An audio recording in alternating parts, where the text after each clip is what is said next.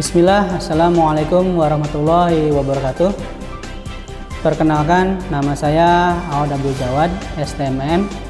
Saya dosen tetap di Program Studi Teknik Industri, Fakultas Teknik, Universitas Pamulang, atau yang sering disebut dengan Unpam. NIDN saya adalah 04311207. Dengan rumpun keilmuan yang saya miliki, yaitu teknik dan manajemen, saya mengampu mata kuliah pengantar ilmu ekonomi pada semester 1. Perkenankan saya untuk menjelaskan mata kuliah yang saya ampu ini, yaitu pengantar ilmu ekonomi dengan metode DIA, yaitu Delivery, Interaction, dan Assessment. Delivery adalah bagaimana proses pembelajaran kepada mahasiswa. Interaction adalah interaksi antara dosen dan mahasiswa, dan assessment adalah penilaian akhir mahasiswa secara struktur dan objektif. Video ini dibuat dengan tujuan untuk memenuhi salah satu persyaratan sertifikasi dosen tahun ajaran 2023, yaitu pernyataan diri dosen dalam unjuk kerja Tridharma Perguruan Tinggi atau disingkat PDD UKT PT. Khususnya ini pada aspek pengajaran. Baiklah, saya akan memulai untuk menjelaskan deskripsi dan informasi umum dalam mata kuliah pengantar ilmu ekonomi. Mata kuliah pengantar ilmu ekonomi ini merupakan mata kuliah yang diselenggarakan untuk membantu mahasiswa dalam memahami prinsip-prinsip ilmu ekonomi sebagai bekal mahasiswa untuk menjadi seorang yang profesional dalam bidang teknik industri. Kemudian kemampuan akhir yang diharapkan setelah mengikuti perkuliahan ini adalah mahasiswa mampu dapat mengetahui, memahami, serta mengaplikasikan beberapa materi ini secara komprehensif. Juga berpikir kritis dalam memahami persoalan lingkungan ekonomi dalam pengembangan industri nasional maupun global. Materi yang akan dibahas dalam perkuliahan ini terdapat 14 bab di luar dari UTS dan UAS. Adapun materi tersebut antara lain adalah yang pertama perkenalan ilmu ekonomi, yang kedua adalah teori permintaan, yang ketiga adalah teori penawaran, kemudian yang keempat adalah elastisitas permintaan, yang kelima adalah elastisitas penawaran, yang keenam adalah pasar persaingan sempurna, yang ketujuh adalah pasar monopoli, yang kedelapan adalah pasar monopolistik, yang kesembilan adalah pasar oligopoli, yang ke-10 adalah perhitungan pendapatan nasional, yang ke-11 perhitungan pendapatan nasional lanjutan, kemudian yang ke-12 adalah teori konsumsi dan tabungan, yang ke-13 adalah uang dan bank, terakhir adalah 14 mengenai inflasi. Untuk penilaian dari proses perkuliahan ini didapatkan dari pembobotan, yaitu kehadiran sebesar 10% dengan minimum kehadiran 75%. Untuk yang lain adalah tugas individu dan kelompok dan juga kuis dengan bobot 20%. Kemudian UTS dengan bobot 30%, UAS dengan bobot 40%, sehingga dengan total adalah 100%. Metode pembelajaran pada mata kuliah pengantar ilmu ekonomi ini adalah cara belajar aktif dengan mahasiswa yang sebelumnya mendownload materi dari LMS atau Learning Management System, yang diharapkan mahasiswa sudah membaca sebelum perkuliahan dilaksanakan, maka kemudian dosen akan melengkapi materi ya dari studi kasus yang menarik agar mahasiswa dapat mampu mengingat sehingga akan dapat memahami ya setiap materinya. Baiklah, berikut mari kita simak bersama proses perkuliahan pengantar ilmu ekonomi yang saya ampu. Saya ucapkan sekian, terima kasih. Wassalamualaikum warahmatullahi wabarakatuh. Oke, bismillah. Assalamualaikum warahmatullahi wabarakatuh. Sebelum kita mulai perkuliahan, baik kita berdoa ya. Menurut ajaran dan kepercayaan masing-masing, berdoa dipersilakan. Berdoa tidak pernah selesai. Ya, berdoa jangan pernah selesai. Berdoa terus. Baik, selamat siang ya. Ya. Tetap semangat ya di sisa-sisa nih ya. Di siang hari biasanya kita tidur ya, istirahat ya. Ini harus ngadepin materi ya. Baik, kita masih di pengantar ilmu ekonomi ya. Di pertemuan mendekati akhir kita di pertemuan 13. Ya, satu pertemuan lagi kita akan UAS. Ya. Sebelumnya kalian pasti sudah ini ya, membaca-baca ya materinya. Ya, diharapkan nanti bisa apa yang kalian nanti nggak paham, kurang jelas, bisa kita sharing di sini ya. Baik, ini mata kuliahnya. Kemudian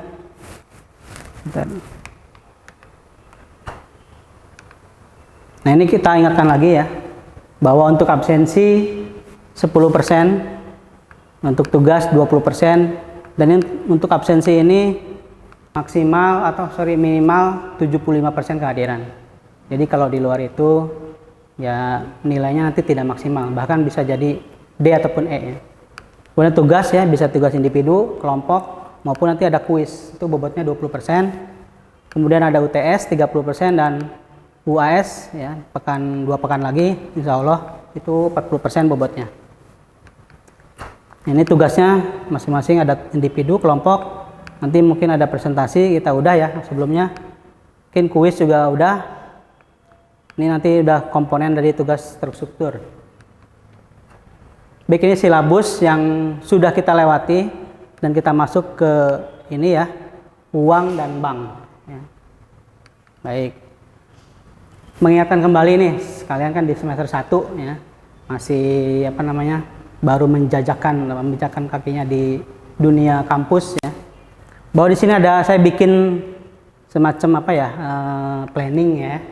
Planning nanti kalian sampai semester 8, jangan sampai nanti kalian lebih dari semester 8, karena nanti akan ujian yang kompre ya kalau lebih dari 10. Jadi di semester 1 apa sih biasanya?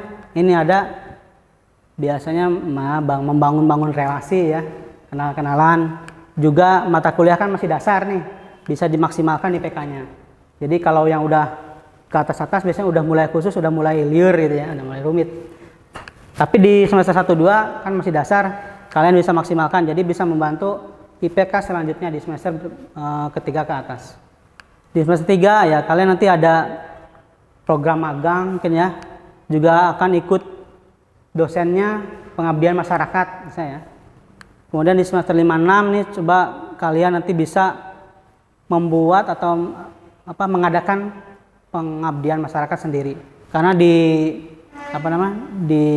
semester 5-6 ini mahasiswa diwajibkan ya untuk mengadakan pengabdian masyarakat ya. Di sini juga udah mulai fokus ke tugas akhir ya.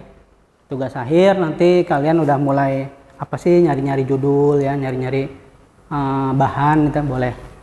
Nah, di semester 7 ini udah nih kalian udah fokus, di samping masih menerima mata kuliah yang tersisa ya di akhir. Nanti kalian sudah nggak boleh kemana-mana lagi, harus sudah punya judul, udah jalan. Sampai nanti di semester 8 kalian udah finish pada waktunya. Jadi tidak molor-molor sampai semester 9, 10 ya. Ini saya ingatkan kembali ya, di kalian di semester 1 ini agar lebih dipersiapkan lagi ke depannya. Baik, kita masuk ke pertemuan 13, uang dan bank. Untuk absensi seperti biasa ya, kita udah menggunakan presensi digital ya. Nanti tinggal klik barcode-nya di program presensi kalian masing-masing ya. Baik, untuk uang dan bank pertemuan 13. Nah, sebelum saya masuk materi, kira-kira ya pasti kalian udah kenal ya, uang itu apa? Alat tukar. Nah, Eka katanya alat tukar. Ada lagi, uang adalah transaksi untuk transaksi jual beli. Ada lagi? Iya, uang itu adalah alat tukar yang sah, betul. Ada hal gimana? Pengukuran nilai. Betul. Jadi semuanya benar. Uang itu memang sudah ibaratnya kita tidak akan pernah lepas dari yang namanya uang ya. Kita akan terus-menerus kerjanya demi uang ya kan. Nikah demi uang, enggak ya. Baik, kita ke materinya. Ini salah satu tujuannya ya, tujuan atau apa sih yang kita harapkan dari materi ini. Jadi mahasiswa mampu memahami fungsi dan nilai uang. Kemudian mahasiswa mampu menganalisis lembaga keuangan. Nanti kita selain uang juga akan bicara mengenai bank ya. Kemudian menganalisis bank sentral ya. Kemudian ada juga mahasiswa mampu menganalisis otoritas jasa keuangan atau OJK ya. Jadi yang pengawas bank-bank ini, yang mengawasin adalah ini OJK itu. Ya, dia akan mengawasi pergerakan ataupun kinerja daripada bank-bank sentral maupun bank-bank umum. Ini masuk ke uang. Tadi udah disampaikan beberapa sebagian materinya. Nah, ini definisi, sebenarnya namanya definisi itu tidak mengikat ya, tapi intinya kan akan kita dapat di sini. Alat tukar ya, berupa benda ataupun yang sah diterima oleh masyarakat setempat atau masyarakat luas ya. Nah, dalam ekonomi modern, uang ini sesuatu yang tersedia secara umum ya, diterima sebagai pembayaran, pembelian barang dan jasa serta kekayaan. Nah, ini secara di dunia ekonomi ya. Jadi ada garis besar di sini apa? Terima sebagai pembayaran, pembelian, kemudian sebagai kekayaan ya. Ini ukur tolak ukur atau nilai dari kekayaan seseorang ataupun badan usaha ya. Ini udah jelas ya definisi uang, tapi ini memang secara lebih konkretnya. Yang sebutkan kalian tadi betul, itu juga fungsi ataupun uang secara pengertian secara umumnya. Baik, kita lanjut sejarah uang. Nah, pasti kalian udah paham ya. Kita mulai manusia mungkin zaman kata Darwin mah dari manusia purba ya. Tapi itu terlepas dari teori, ternyata memang di dunia di sejarah awal-awal manusia berada di dunia ini, di bumi ini, mereka melakukan ini ya, barter atau pertukaran barang dengan barang ya, atau mungkin jasa dengan jasa ya. Misalnya saya pegel-pegel, lagi misalkan pengennya dipijitin, nah, sama-sama kan ya, tukar menukar itu juga barter jasa, barter barang ya banyak. Misalkan saya punya beras, Eka misalnya punya gandum, kita bisa tukar-tukar. Karena mungkin bosan saya makan beras, ditukar sama gandum. Itu namanya sistem barter atau tukar menukar dengan ya sejenis barang ya. Walaupun memang nanti ada beberapa kelemahan ataupun kekurangan dari sistem barter itu sendiri ya. Kita coba kupas, nanti ada di sini. Ini lanjut. Ini beberapa kendala sistem barter ya tadi. Ini sulit untuk menemukan orang yang sama ya untuk barangnya atau kebutuhan yang dia inginkan. Misalkan saya punya nasi, saya punya beras, tapi saya ingin sayur nih, tapi nggak ada yang punya sayur gitu ya. Nah, sangat sulit sekali itu kelemahannya pertama. Yang kedua adalah sulit untuk menentukan nilai barang yang ditukarkan. Jadi sebenarnya nilai beras 1 kilo ini sebanding nggak sih dengan misalkan 1 kintal gandum ya, ataupun 1 wadah gitu kan. Dulu memang belum ada alat ukurnya ya. Jadi ini sewadah buboko misalkan ya. Yang satunya sepikul gitu ya. Nah, jadi sulit untuk menentukan bagaimana nilainya barang ini ya. Itu yang kendala kedua. Kendala berikutnya untuk sistem barter adalah sulit menemukan orang yang menukarkan ya. Sama kayak tadi ya. Jadi sulit kita menemukan orangnya nih. Kalau sebelumnya kan barangnya. Yang keempat, sulit untuk menemukan kebutuhan yang mau ditukarkan secepatnya. Jadi kita nggak bisa cepat-cepat, nggak kayak sekarang haus ya kita ke Alfamart beli air minum, udah dapat kan minum. Ya kita lapar udah pergi aja ke Hoka-Hoka Bento misalnya. Cepat sekarang mah, karena kita udah punya alat tukar. Kalau dulu harus ditukar barang dulu. Baik, ini beberapa kendala sistem barter yang dulu manusia zaman dulu memiliki kelemahannya ya. Nah, ini ada beberapa syarat untuk dijadikan uang ya. Di sini ada yang pertama adalah durability ya. Itu uang itu harus tahan lama. Mungkin agak silau ya PPT-nya. Cuman kita coba nih raba-raba. Kemudian ada yang namanya uniformity. Jadi kualitasnya harus sama, harus seragam. Nggak boleh yang produksi cetakan tahun 2022 misalnya berbeda dengan 2003. kualitasnya, jadi nggak boleh, harus seragam ya. Kemudian jumlahnya harus memenuhi, itu namanya scarcity ya, memenuhi masyarakat dan tidak mudah dipalsukan. Ini juga sama ya, jadi Bank Indonesia harus cek nilai inflasi ketika dia mau nyetak uang yang baru ya. Kemudian uang juga harus mudah dibawa ya, atau bahasa kulonnya adalah portable. Jadi jangan sampai uang, misalkan ada uang koin sekilo ya, berat ya. Nah, itu tidak efisien atau tidak mudah dibawa ya. Kemudian syarat yang lain adalah mudah dibagi tanpa mengurangi nilai. Jadi ada pecahan-pecahan itu ya, pecahan-pecahan uang dari mulai sekarang mungkin 500, 1000, 2000 ya kan, 5000, 20.000, 10.000, 20.000 dan seterusnya ya. Mungkin nanti ada katanya ada 75.000, cuman mungkin masih percobaan ya. Tapi nilainya tidak akan berkurang. Jadi ketika kita punya uang 100.000 ditukar sama 10 ribuan, nilainya sama ya. Itu yang harus dimiliki atau syarat-syarat yang harus dimiliki oleh uang ya, atau benda yang dijadikan uang. Kemudian apalagi? Ini ya, kestabilan daripada nilainya. Jadi nggak boleh 100.000 itu karena gara-gara misalkan pudar itu nilainya turun, itu juga nggak boleh, karena kan tadi ya harus tahan lama. Ini nggak kena nih syarat yang pertama tadi. Baik, ini untuk syarat-syarat ya, sampai sini belum ada yang tanyakan. Lanjut dulu ya. Oke. Kemudian ini ada beberapa kriteria untuk uang ya. Yang pertama adalah ada jaminan ya, kemudian disukai umum, nilai yang stabil, mudah disimpan, mudah dibawa, tidak mudah rusak, mudah dibagi, dan supply harus elastis. Ini kriteria dengan syarat hampir sama ya, cuman ini lebih ke nilai daripada uangnya itu sendiri atau prinsip uang itu sendiri. Ini contoh uang yang berupa barang ya, bisa emas, batu mulia, kulit-kulit hewan, biasanya dulu kulit-kulit kerang. Ini dulu uang barang ya, yang zaman dulu masih dipakai. Mungkin jadiin alat tukar juga bisa ya. Ini beberapa fungsi, ada fungsi uang. Di sini ada fungsi asli ya, ada 3 sebagai alat ukur, sebagai alat tukar, sebagai satuan hitung, dan sebagai penyimpan nilai ya. Ini fungsi asli dari uang. Seperti yang tadi disebutkan di awal ya, oleh kalian dari sini. Ternyata adalah fungsi aslinya uang ya. Alat tukar, satuan hitung, dan juga penyimpan nilai. Fungsi yang lain atau fungsi turunannya banyak ya. Ada ini pembayaran yang sah ya.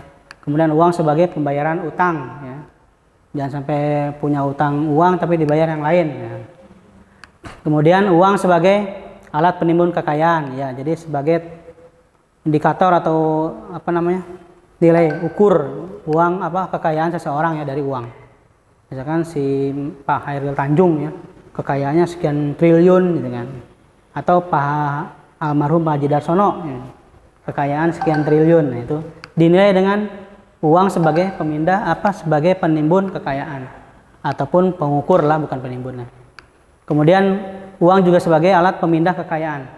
Bisa pindah kalau misalkan lagi punya perusahaan bangkrut, diambil kan, pindah tuh kekayaannya ke Patan ya. Kemudian sebagai alat pendorong kegiatan ekonomi. Benarlah ini ada uang rumus ekonomi ya, pasti ya. Ini kalau nggak ada uang tidak akan mendorong kegiatan-kegiatan ekonomi dimanapun ya, di beberapa sektor apapun. Ini fungsi turunannya ya. Tadi fungsi asli udah, fungsi turunan. Kemudian jenis-jenis uang. Nah, jenis-jenis uang ini yang kita kenal ada 2 ya, yaitu uang kartal ataupun uang kartal dan uang giral ya. Nah, di dalam uang kartal itu sendiri ada yang namanya uang logam dan uang kertas ya, yang kita kenal sudah lama ya. Nanti uang logam itu ya uangnya berupa logam, tapi kita masih punya nilai 2 ya. 500 dan 1000 ya. Kalau dulu masih banyak kita pecahannya sampai 5 perak, 25 perak juga ada, 10. Perusahaan yang memang dia omsetnya lebih dan punya nilai modal yang banyak, itu bisa ditransfer ke yang membutuhkan. tentunya dengan beberapa perjanjian ya, nanti ada ya beberapa macamnya. Kemudian tidak terikat pada tempat ya. Nah, kalau pasar modal kan terikat tempat, jadi harus di pasar modal ya, ininya jual belinya. Walaupun sekarang ada trading ya, cuma sebenarnya di pasar modal ini untuk yang kita mau jual yang dalam kepemilikan asli harus ke sini datangnya. Ya, kalau di trading itu kan cuman ikut-ikutan aja.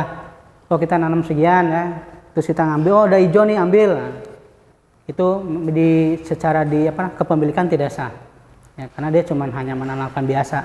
Kan yang diikut di kayak forex kayak gitu ya, saham-saham trading itu, kan dia tidak ikut RUPS-nya. Jadi tidak sah sebagai kepemilikan si perusahaan itu. Tujuan dari pasar uang adalah untuk memenuhi kebutuhan jangka pendek ya. Tadi ya kebutuhan misalkan membayar gaji karyawan atau utang-utang jangka pendek dari supplier yang ngirim bahan baku misalkan harus segera dibayar ya, karena udah jatuh tempo ya.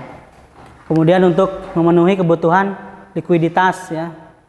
Karena kalau kalau sampai di likuiditasnya perusahaan tersebut akan gulung tikar ya. Kemudian untuk memenuhi kebutuhan modal kerja ya. Misalkan nanti bisa menambah mesin baru tadi ya. Ataupun menggaji karyawan ya. Tujuan atau fungsi lain adalah untuk memperoleh penghasilan dengan tingkat suku bunga tertentu. Ini yang dari sisi yang ngasih pinjam tadi ya. Kemudian untuk membantu pihak-pihak yang mengalami kesulitan ya, tadi ya. Kemudian yang ketiga adalah spekulasi. Nah, ini sebenarnya si perusahaan yang punya modal tadi dia berspekulasi agar mendapatkan keuntungan dalam waktu yang relatif singkat. Jadi dia selain dari usahanya dia sendiri, si perusahaan ini juga dia bisa mendapatkan keuntungan dari sisi yang lain. Ini instrumen tadi ya, pasar uang tadi yang saya sebutkan tadi. Ada macam-macam, ada interbank call money. Nanti kalian bisa cek lagi ya pengertiannya. Kemudian ada sertifikat Bank Indonesia, ada sertifikat deposito, surat berharga pasar uang, kemudian ada banker acceptance, commercial paper, treasury bill, dan repurchase agreement. Ini beberapa jenis atau instrumen dari pasar uang. Jadi tadi yang perusahaan-perusahaan tadi bisa menggunakan salah satu instrumen di sini ya.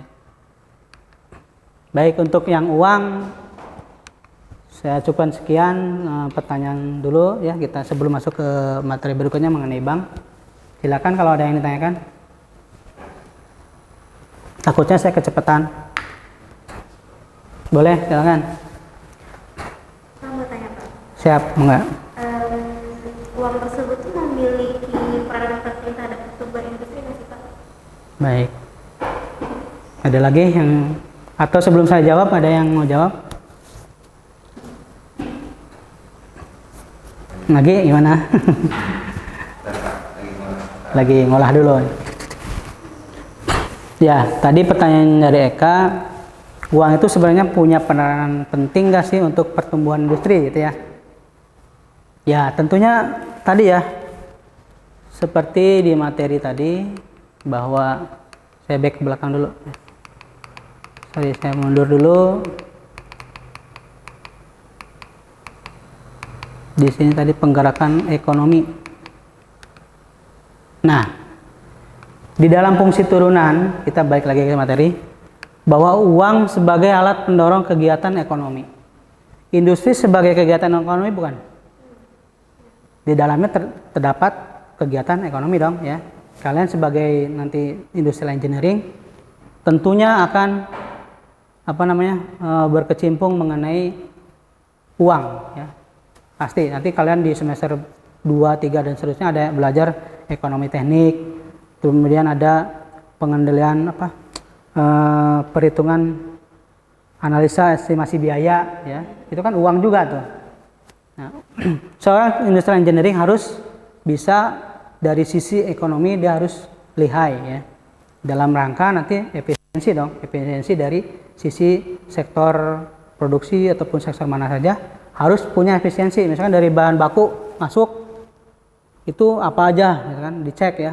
Yang berisi uangnya itu dicek apa aja. Nah, pasti ini uang ya pasti ada, karena kalau tidak ada uang tidak bisa mendorong kegiatan di bahan baku tadi, ya kan? Kita tidak bisa beli bahan baku dengan atau tanpa dengan uang tadi. Ya. Kemudian di prosesnya atau di transformasinya dari input kemudian masuk ke transformasi ya sebelum jadi produk, sama itu membutuhkan proses yang namanya uang. Di situ ada kita bisa ada mesin ya kita harus beli, kemudian menggaji karyawan kan pakai uang. Ya. Dan untuk ekspansi atau diversifikasi tentunya sektor industri membutuhkan modal itu kan berbentuk uang ya. Ya makanya nanti pertumbuhan industri didorong dengan pemanaman modal yang sangat baik atau disuplai dengan uang yang tercukupi ya biar bisa nanti tumbuh terus Indonesia industri di Indonesia. Baik, tidak ada lagi? Ya lagi. Trading atau pasar modal ya? Pasar uang. Pasar ya. uang. Nih pasar uang. Itu tuh dia sistemnya tuh dari mana sih Pak? Karena kan yang saya lihat ya sama ini banyak yang pakai tuh bahkan sampai kayak misalkan saya terkenal tuh lebih sama sampai ketangkap karena kasus trading itu sistemnya maksudnya gimana sih Pak? Kok bisa disalah pakai sistemnya atau salah jual beli pasar apa? Gimana? Baik. Berarti ini dari sisi si pembuat ini ya programnya ataupun trading misalkan dari forex ya. Sebelumnya ada apa yang terkenal tuh, yang orang Malang tuh ya, yang orang Bandung ya. Nah sebenarnya itu juga tidak terlepas dari ini. Saya balik lagi ke maju.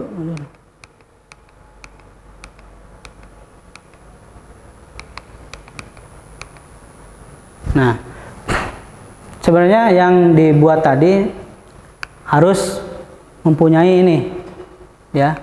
Contoh ini misalkan commercial paper, ya. Commercial paper ini si bank mengeluarkan jaminan berupa jaminan kepada si pengusaha, ya ini lewat commercial paper. Jadi dia tidak bisa asal membuat trading aja tanpa ini, karena kalau di luar itu nanti ilegal kan ya, ilegal.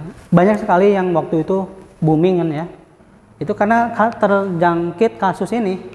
Jadi tidak pertama ini, yang kedua tidak terdaftar di OJK, karena itu udah yang namanya trading kan pasar uang itu kan sangat bergerak cepat ya. Jadi kalau yang namanya tidak masuk ke sini, tidak legal, itu pasti akan ketangkap. Nah tadi pertanyaan kenapa sih dia bisa buat? Ya karena harus ada ini sebenarnya. Tapi kalau di luar itu mereka buat, ya itu namanya seolah-olah dia pengen mengambil yang lagi tren, kemudian dia masuk, mengambil momennya, oh lagi rame ini, dia masuk bikin. Ya. Tahu nanti ini rugi ya, karena mereka tidak kuat, ilegal ya. Seperti itu yang terjadi ya.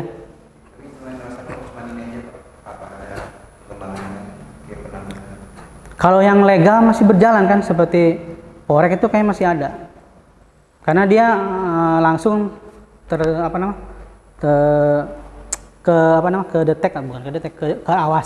terawasi oleh OJK tadi ya. Baik, dari saya untuk ini kita break dulu ya. Habis ini kita lanjut ke bank. Saya cukupkan sekian. Billahi taufiq wal hidayah. Wassalamualaikum warahmatullahi wabarakatuh.